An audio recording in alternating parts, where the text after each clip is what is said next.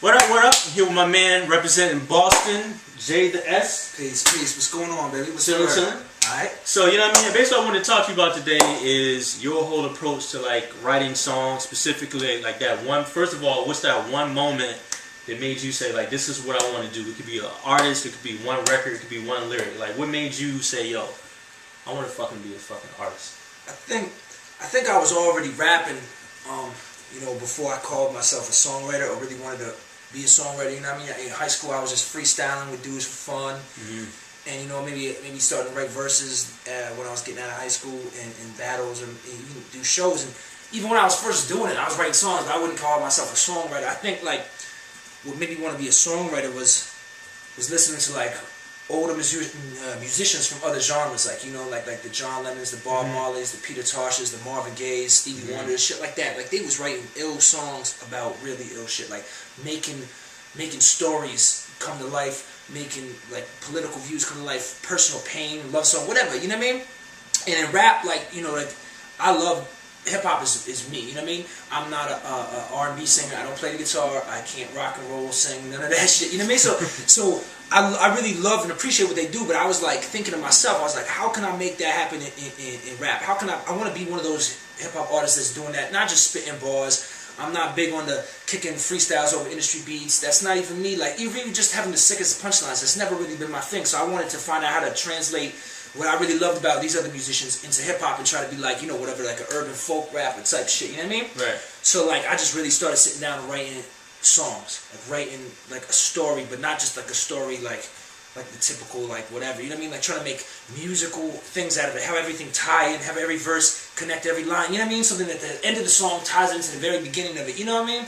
And I couldn't really pinpoint one spot in hip-hop with it. I think when I was younger, listening to Illmatic, I used to just burn it down and listen to the tape, before CDs, before MP3s, and that I would, like, go to another world for those 10 tracks. Like, I would just go to another world for, like, as long as it played, and I wanted to write songs like that could, like, you know what I'm saying, take people somewhere else. You had the headphones and the whole Walkman. Yeah, even if I was just in my room playing out of the tape deck, or I'd be on the train or walking around, something like that, you know what I mean? But I wanted to make music to do that for people too, you know? Alright.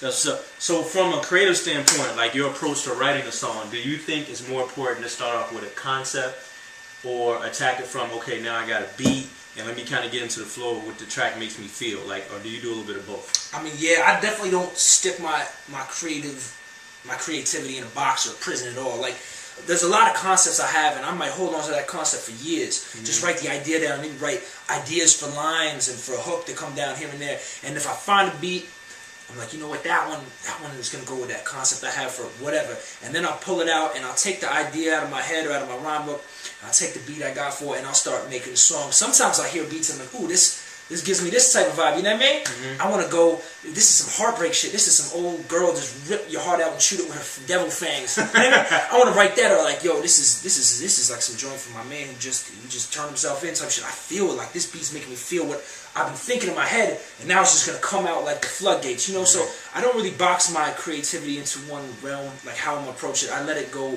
open so I can, you know, do it both ways. Sometimes I'll be sitting shit on the shelf for years, and sometimes it just comes right out on the spot. Alright, and what do you think, not that you have to make it the most important thing, but, like, if you're giving, like, a tip to any aspiring writers or people that are currently writing, you know, even at a professional level right now, in the booth, would you say it's like your delivery is the most important, your breathing on a track, a little combination of both? Is it being prepared before you get in, like, what would you say? Those are all really important. I couldn't. That's what I'm saying. This is kind of just an open thing. So this just. It's a hard-hitting interview. So if you had to pick, I feel like I'm on Dateline or some shit. If you had to just pick one, it's fun though. It's just for, you know, people out there.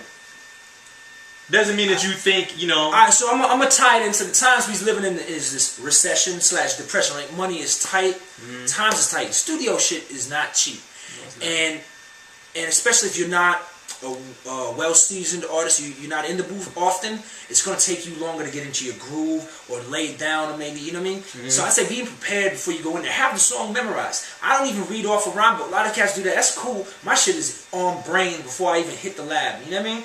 And I know it verbatim, and I'm prepared. I got my L's rolled up sometimes before I even go to the lab. I'm making progress with every minute I'm in there, and I ain't missing out on it because time is so money right now. And I do it that way so I can just go in there, get comfortable right away, and get it banged out and go on to the next one without feeling like I sacrificed quality for time. You know what I'm saying? Still feeling like I gave it enough that it deserved.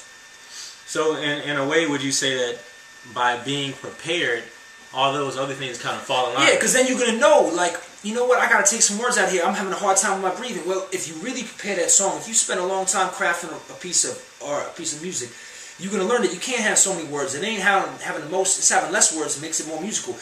I've learned that is one of the biggest things that made a difference in my music and anyone's personally is having less in there, like having some space for your words to breathe and the beat to play with it so they can be as one, so motherfuckers can actually listen and take in what you're saying.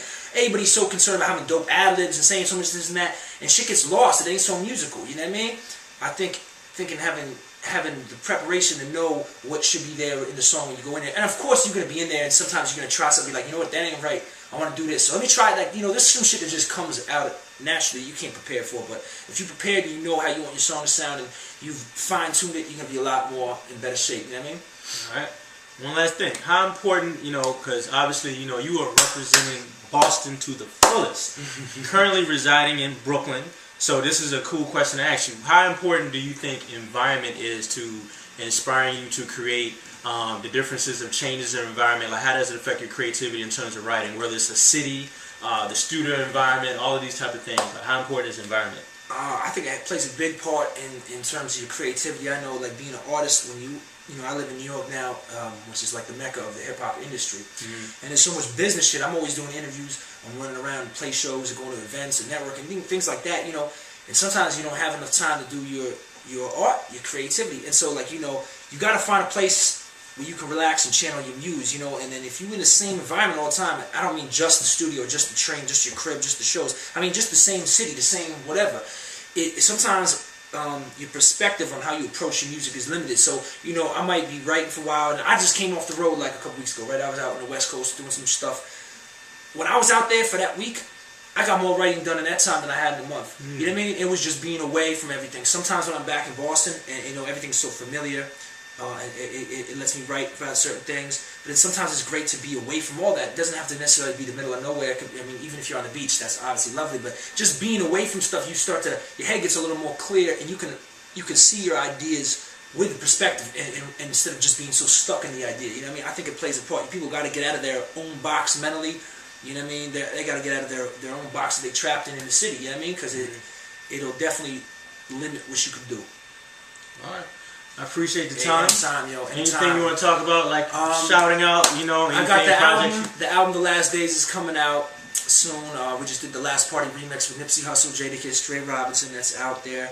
I got this free album called Wish You Were Here coming in late January. Follow me on Twitter @JTheS, or go to jthes.com.